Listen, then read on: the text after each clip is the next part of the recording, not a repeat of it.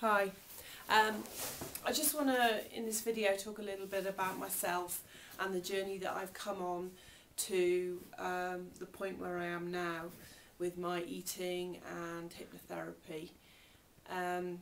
So I'm 40. My eating problems, I would say, started when I was probably 12, 13, with all the physical changes that go on, but you know, to teenagers. Looking back, I could see that I was just very confused by everything, but at the time I translated it into, well, you're fat, aren't you? And I became very obsessed with dieting.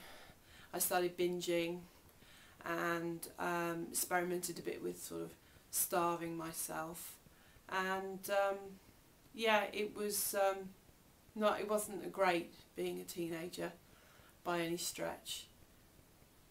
And then when I got into my 20s, I read a book called Fat is a Feminist Issue, and by Susie Orbach, and it's not a man-hating rant, but it was really useful. I definitely recommend it. She just explains that, you know, overeating and binging and everything, it's not a case of you're bad and you've got no self-discipline. It's more a case of you're trying to express something about yourself in a really bad way.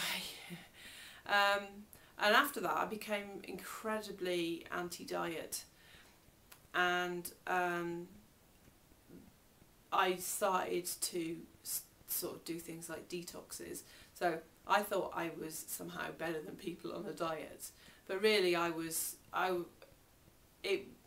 just you know, putting my body through all these sort of extreme fasts and things like this. I was never relaxed with myself or had any kind of normal relationship with food, and so yeah, that sort of went on. But by this time I'd stopped sort of regularly binging, and then got into my 30s and met my husband. I had Louis, my oldest son, when I was 34. After that, I put loads of weight on. I was really pretty obese after that. Then I read I Can Make You Thin by Paul McKenna, and I lost probably 20 pounds and put it all back on again. It's a good book, Paul McKenna, because he says, just like sort of Susie Orbach did, that you know, you're not a bad person. It's not about lack of willpower. You've just programmed yourself badly, and you can reprogram your eating habits. And although it didn't, you know, the effect it had on me physically was temporary, at least it showed me that I could control my eating. And after that, I was sort of in this, I had a few years in this kind of no man's land of, well, I know what I would like to be, which is to have a normal relationship with food, and I know probably maybe I could, not sure though, but I have no idea how to do it. And that was really the sort of situation I was in at the beginning of this year, 2011, and that's when I decided to take the plunge and to have the hypnotic gastric band fitted. I thought it was a bit of a magic pill, and it isn't that. That's really, really important to go in with your eyes open. I thought that I would lie back and the hypnotherapist would, you know, hypnotise me, and I would lose all interest in food and only be able to eat like a teeny weeny bit before I felt really full from then on. It was actually quite different. The treatment started off with hypnotherapy, looking at why I was a compulsive eater, and basically took away all those issues for me. And for me, that was the most powerful part of it. So after that, I felt so much better about myself, and I was still left with the compulsive eating.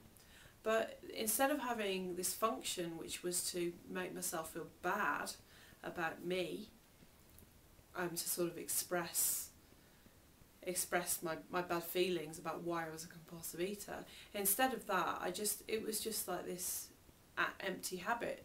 Still a very ingrained, very powerful habit, but it had no function. So that is much, much easier to dismantle than if I hadn't had the sessions about why I was a compulsive eater. So then after that I had the hypnotic gastric band treatment, and that was very, very powerful straight after I had that, and I did really lose any interest in eating. And after a while the old sort of compulsive eater in me came back and tried to push its way back into my life.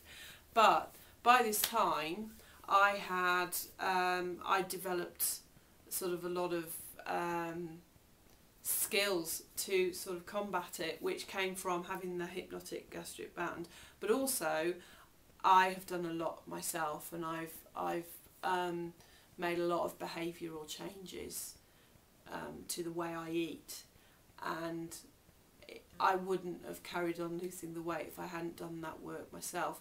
And this is why I have created this whole website, so that I can record the things that I'm trying, things that work, things that don't work, record the bad days and how I get over them, and to really commit myself to the weight loss, and equally to help anybody else out there. So that's me, that's my story, and have a look around the site, and yeah, let me know what you think.